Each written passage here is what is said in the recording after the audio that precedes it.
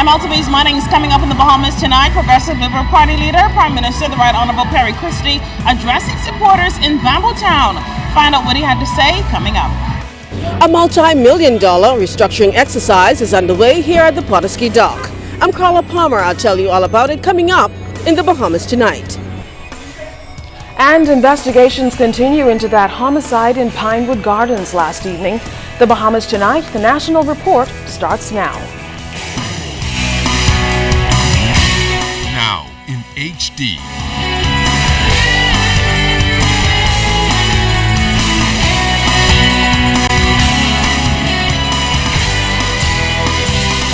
ZNS Network presents The Bahamas Tonight. This portion of the news brought to you by BTC Every Day. Good evening, everyone. I'm Charisma Robinson. I'm Keishla Adderley. Thanks so much for joining us. Topping the news tonight, the Progressive Liberal Party cranked up its machinery and headed to the Bambootown constituency last evening, where supporters came out to hear from their leader. 2 months ago, the PLP's representative crossed the floor of the House of Assembly, joining the Free National Movement. Not fazed by the move, the nation's chief applauded Bambootown supporters for their dedication and determination in the midst of transition. Altavi's Munnings tells us that the Prime Minister also used the opportunity to highlight several issues of national interest. You are leaders. The followers stay home. It didn't take long for Progressive Liberal Party leader, Prime Minister the Right Honorable Perry Christie, to energize those attending Tuesday night's Bambootown constituency meeting. But besides discussing party politics, Mr. Christie outlined how several pertinent issues will impact the Bahamas. Take, for instance, the Bahama Resort. The Prime Minister revealed that he penned a letter to the president of the China Exim Bank Monday night, emphasizing the urgency of immediately completing and opening the multi-billion-dollar resort. I told him that I'm running out of time. That this place is deteriorating. It's by the sea. That suppliers want to come into the casino to remove the equipment. That the unemployment benefits for casino workers are coming to an end. That contractors, Bahamian contractors who own millions and millions of dollars are still without pay. Some of the world's leading companies, hotel resorts, have applied to the Chinese to take it over and to open it. So I assume they're giving consideration to it. Pitching the anticipated success of the National Health Insurance Plan, Prime Minister Christie touted the benefits of a massive healthcare industry transformation, as well as illustrated statistics that show the Bahamas has the largest number of diabetes cases in the region. He further noted how national health insurance consultation has played a significant role in its development, because he says there's no turning back. We'll create a fund, and we'll put $25 million in it to start off with. And we'll say if the doctor diagnosed you got something seriously wrong, we'll go to that fund to pay for it. And we'll do that until we introduce the benefit packages. Now let me just say this to you, that I was not going to charge people until they can see and feel what we're doing. The Prime Minister also lamented how the fear of crime is literally taking over crime itself.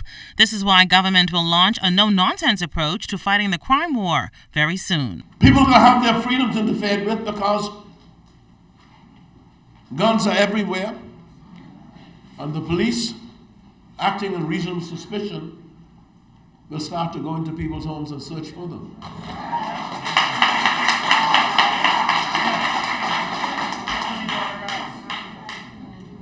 We are not going to have any special approach to who's the police and who's the defense force. We're going to use both now.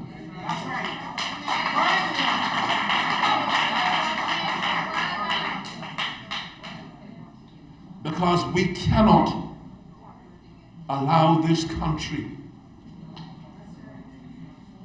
to be messed up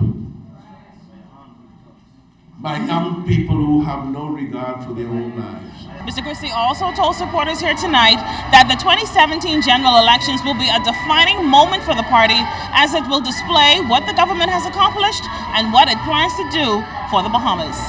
Altaviz Munnings, ZMS Network News. Thanks so much, Alto.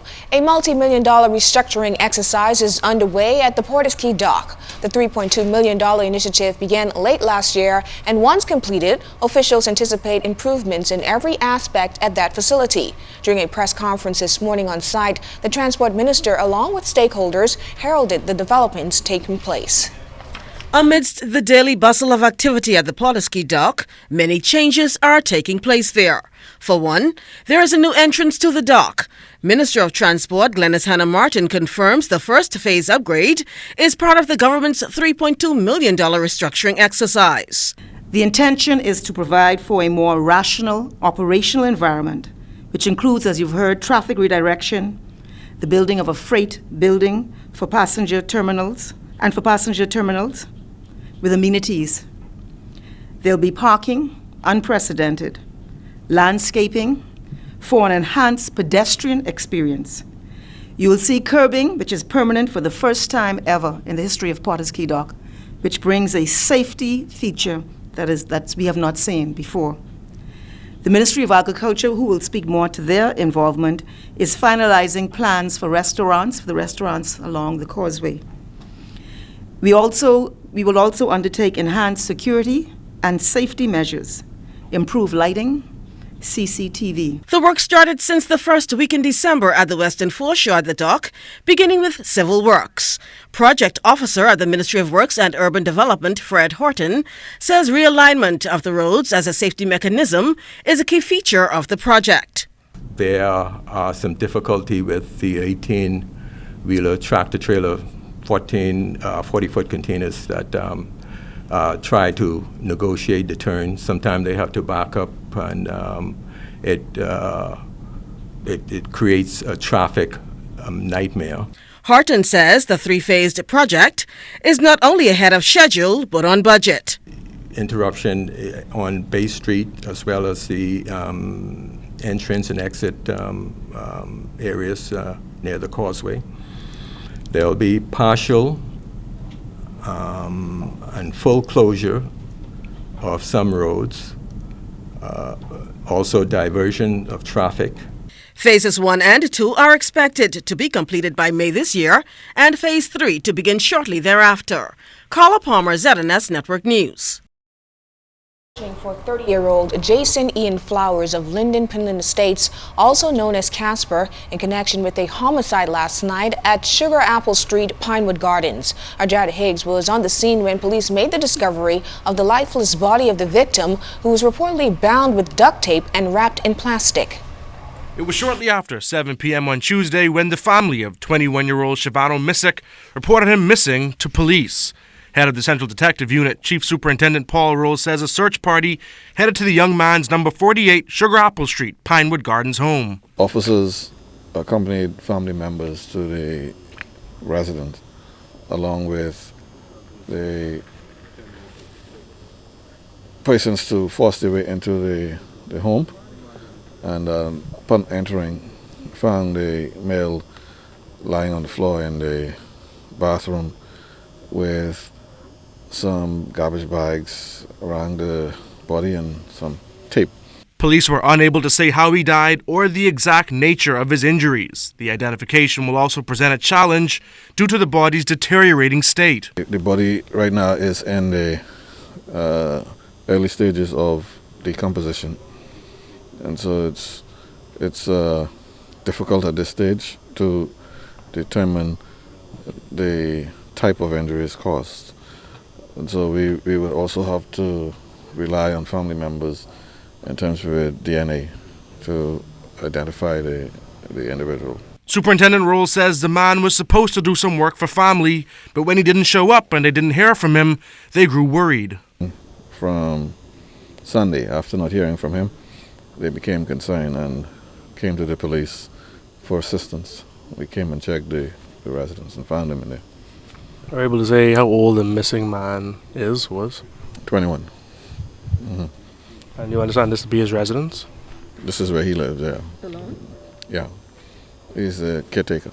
Police are searching for 30-year-old Jason Ian Flowers of Linden Pilling Estates, also known as Casper. They believe he may know something about this latest homicide. Anyone with any information is asked to call police at 919 or Crime Stoppers at 328-TIPS. Jared Higgs, ZNS Network News. If you know of a crime, please call Crime Stoppers at 328-8477, toll free 242-300-8477.